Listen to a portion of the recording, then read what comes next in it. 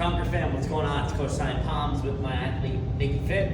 So today we're going to be doing a beginning series of the snatch, and we're going to be specifically talking about the starting position of the snatch in today's video. So first thing I'm going to have Nikki do is just show you guys what I like the starting position to look like. I have a good angle for you guys so you can see multiple parts. Okay, relax. All right, so the first thing we're going to look at is the shoulders in relation to the bar, and what I like to see is the shoulders to be right on top or slightly in front of the bar. So that's the first thing we're going to be looking at. Okay, so as you can see in this position, shoulders are in front of the barbell, okay? You can also have them just on top of the bar, but I typically like them to be slightly in front of the bar. So that's the first thing. Now the next thing we're going to be looking at is her hips, okay, and just relation to the knee and shoulders, okay, and how high or low they are. I like my athletes' hips to just be above their knees, okay, and much lower than their shoulders, which will look like this.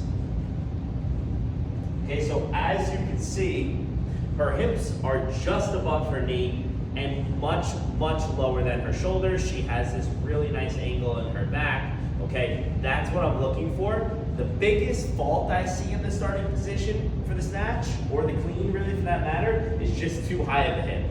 Okay, so we'll pick those hips up. You can see that the hips are still maybe lower than the shoulders or in line with them. A lot of people like this position because they feel their hamstrings turn on and they think they're going to be powerful, but there's a lot of issues with it. So once again, I like to see the hips to be nice and low to the floor, just like so. Relax, okay?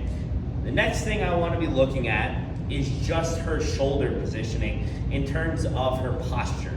I see a lot of athletes forget about their posture, and you'll see these rounded shoulders in the front when they go to grab the barbell. What I like to see my athletes do is pull their shoulder blades back and pinch them together and really focus on stretching the chest in that starting stance, which will look like this.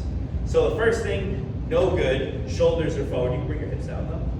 Okay, so the shoulders are forward. This looks like a pretty good position. Now all I'm gonna cue her to do is just pull her shoulder blades back and pick her chest up. And you can see how that also kind of just changes the whole dynamic of the starting position. You can rest. What this does for you is it allows you to create tension, it locks in your upper back, it locks in your lats, and typically allows you to do a good job of initiating the pull off the floor, which is what we will talk about next week.